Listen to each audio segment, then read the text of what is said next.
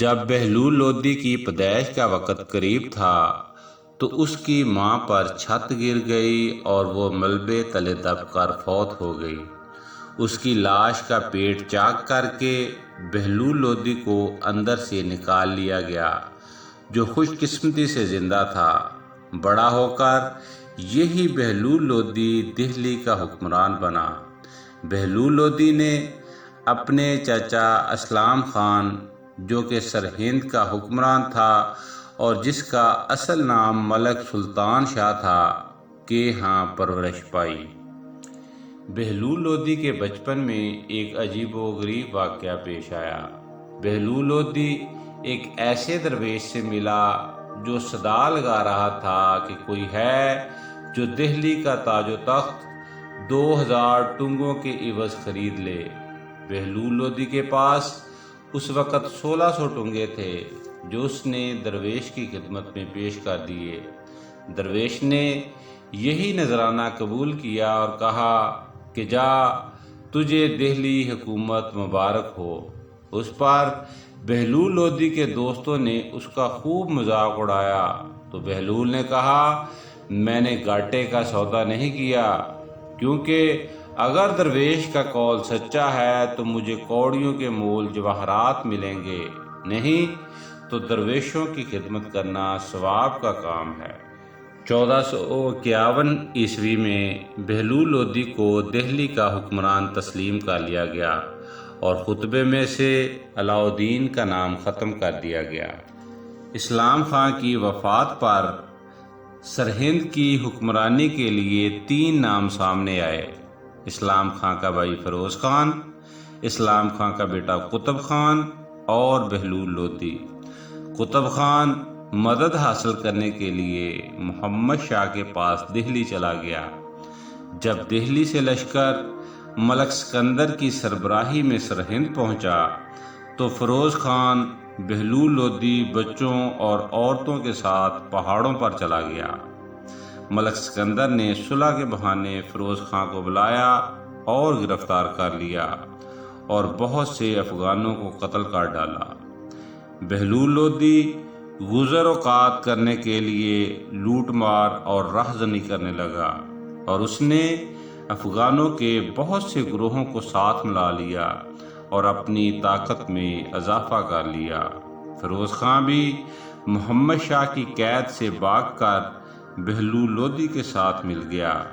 قطب شاہ نے بھی معافی مانگی اور بہلول لودھی کا اطاعت گزار ہو گیا۔ اس طرح آہستہ آہستہ بہلول لودھی نے سرہند پر قبضہ کر لیا۔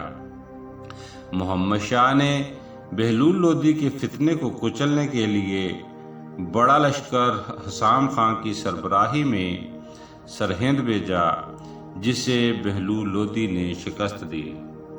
وقت گزرنے کے ساتھ ساتھ بہلول لودھی کی طاقت میں اضافہ ہوتا چلا گیا اور بہلول نے سرہند اور اس کے گرد و نواح میں اپنی حکومت مضبوط کر لی اور دہلی کے حکمران محمد شاہ سے بھی تعلقات اچھے اور مضبوط کر لیے۔ جب حاکم مندو سلطان محمود خلجی نے دہلی پر قبضہ کیا تو بہلول لودھی 20,000 افغانوں اور مغلوں کے لشکر کے ساتھ دہلی پہنچا اور دشمن کو بھگا کر دام لیا اور محمد شاہ سے خانے خانہ کا خطاب پایا۔ واپسی پر بہلول نے لاہور، دیپال پور، سنام اور دیگر علاقوں پر قبضہ کر لیا، لیکن اپنے نام کا خطبہ جاری نہ کیا۔